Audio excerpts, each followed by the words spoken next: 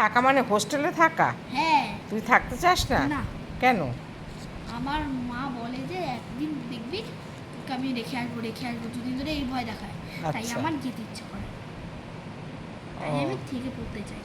আর যদি এখন ওইখানে যদি ভর্তি হয়ে যাস, অ্যাডমিশন হয়ে যাস, তাহলে তোকে যদি বলে না তোকে ওইখানেই থাকতে হবে, কি করবি? মা যদি বাবা যদি আমাকে বললো যে তুই থাক হুম। বিনা বলে যদি মা বলে দেয়, আমি কি করবো বলো তো? আমি একদিন রবিবার বেরোবেই।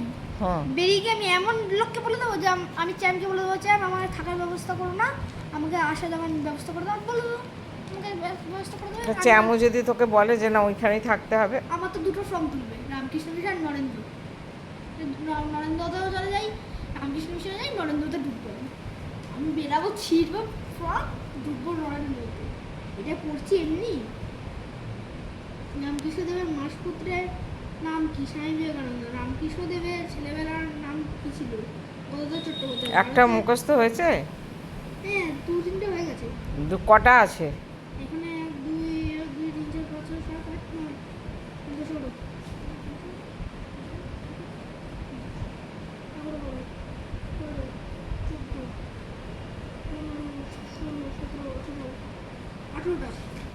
18টা? কবে পেয়েছিস এই খাতাটা হাতে? শুধু আজকে। আজকেই পেলি? না, আজকে হ্যাঁ। বই পেয়ে গেছি। হুম। কিন্তু ওই বইতে কোনো কিছু নেই, উত্তর লেখা নেই, প্রশ্ন। আন্টি এলো, আন্টি এসে টুকে দিয়ে গেল। না, আগে তো আন্টি করতে পারবে না, নাহলে তো হয়ে গেল। যদি না হতে পারি, এ টুকে গেল। মহারাজ বললো হ্যাঁ ও ভর্তি হতে পারবে, চেষ্টা আছে ওর, ও পেয়ে যাবে। তাই এখন এটা পড়তে হচ্ছে। কর, মুখস্থ কর, তারপর চাকরি হয়ে যাবে। পড়াশোনা করা হয়ে যাবে, যেই চাকরি হয়ে যাবে।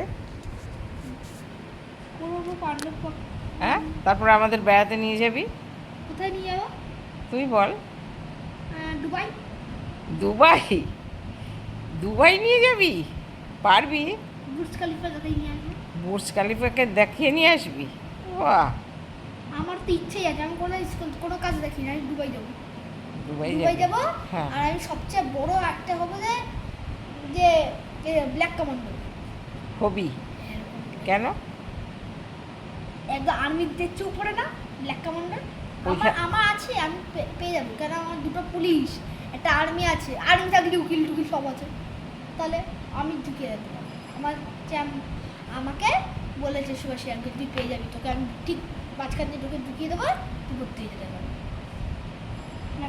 তুই চ্যাম কাকে ডাকিস? সুভাষ? না, তাহলে সুভাষী আঙ্কেলকে বলি আমার সুভাষী আঙ্কেল। আর ওটা আমার চ্যাম মানে হচ্ছে আমার মানির বউ। তাই চ্যাম বলে তাই ছোটবেলা। আপনার নামে কে পরিচিত? বঙ্কিমচন্দ্র চট্টোপাধ্যায়। তুই তাহলে আমাকে নিয়ে যাচ্ছিস দুবাই, তাই তো? সবাইকে নিয়ে যাবো। সবাইকে নিয়ে যাবি? দিদিকে থেকে শুরু করে রিঙ্কু দাদা, পিকু দাদা, তারপরে তনু পিসি, জেঠু টেঠু, সবাইকে। বাহ, অনু পিসি। ওরে বাবা। ওই অনু পিসির বাড়িতে একটা দিদি এসেছিল, ওই দিদিটাকে। দুবাই নিয়ে যাবি? পাসপোর্ট শুধু করতে হবে, পাসপোর্ট করে রেখে দিয়ে পাসপোর্ট করতে হবে নাকি দুবাই গেলে? পাসপোর্ট লাগে না, বাইরের দেশে যাচ্ছ যা। ও কি ইন্ডিয়ার মধ্যে? পাসপোর্ট ভিসা পাসপোর্ট করো, তারপরে আমি তোমাকে টিকিট কাটবো, নিয়ে চলে যাবো। পাসপোর্ট করতে হয় না, দুবাই তো এইখানে। এই তো কাজ। হ্যাঁ। দুবাই অন্য দেশ। বাহ। হ্যাঁ, অন্য দেশ। আরে না, হ্যাঁ, তুই জানিস না দুবাই আমি এই দেখি না তো। ফোনে, আমি এখান থেকে থাইল্যান্ড, ব্যাংকক শহর, এগুলো সব বাইরের দেশ। হ্যাঁ, পাসপোর্ট লাগে। কেন? ব্যাংকক তো আমি এখানেই জানি। থাইল্যান্ড। এই যে এটা এই যে ব্যাংক। এই ব্যাংকক না, তাহলে এটা অন্য দেশ, থাইল্যান্ড। ওখানে আমি তো যাবো। ও, ওইখানে চানমি টাকি তুই কি নিয়ে ঘুরতে যাবি না চাকরি করতে যাবি? ঘুরতে। ঘুরতে যাবি? আর দুবাইতে পোস্টিং। তা আমাদের কোথায় নিয়ে যাবি? শুধু দুবাই? দুবাই আর থাইল্যান্ড, আর হচ্ছে সবচেয়ে বড় দেশ রাশিয়া। রাশিয়াতেও নিয়ে যাবি আমাদের? আমি রাশিয়ান চকলেট নিয়ে যাবো। রাশিয়ান চকলেট নিয়ে আসবি? চকলেটও নিয়ে আসবো আর তোমাদেরও নিয়ে যাবো। বাহ বাহ বাহ। ঠাকুরের লেখা তোমার জানা, তুই শিগগিরই পড়, নাহলে তোর মা এসে পিঠে গুম গুম করে পিটাবে খুনি তোকে। ব্যাকরণ কাকে বলে? ভাষা শুদ্ধভাবে বলার ও লেখার নিয়মই বলল ব্যাকরণ। ব্যাকরণ হলো ভাষার নিয়ম শেখার বই। হ্যাঁ বই উচ্চবর্ণ কাকে বলে? উচ্চবর্ণ হলো এমন কিছু ব্যঞ্জন বর্ণ যেগুলো উচ্চারণ করতে গিয়ে জিভ জোরে কেঁপে বা মুখের ভিতরে ধর ও আমাদের সবাইকে দুবাই নিয়ে যাবে মাম, দুবাই নিয়ে যাবে, রাশিয়া নিয়ে যাবে, ব্যাংকক নিয়ে যাবে, সবাইকে। এবং নিয়ে যাবো।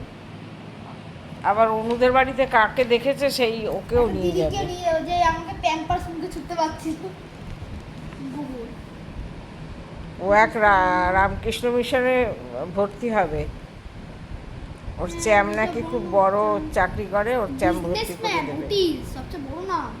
আহ, বর্ণ উচ্চারণ করতে গেলে জিভ একটু নড়ে, কিন্তু মুখ পুরোপুরি খোলে না।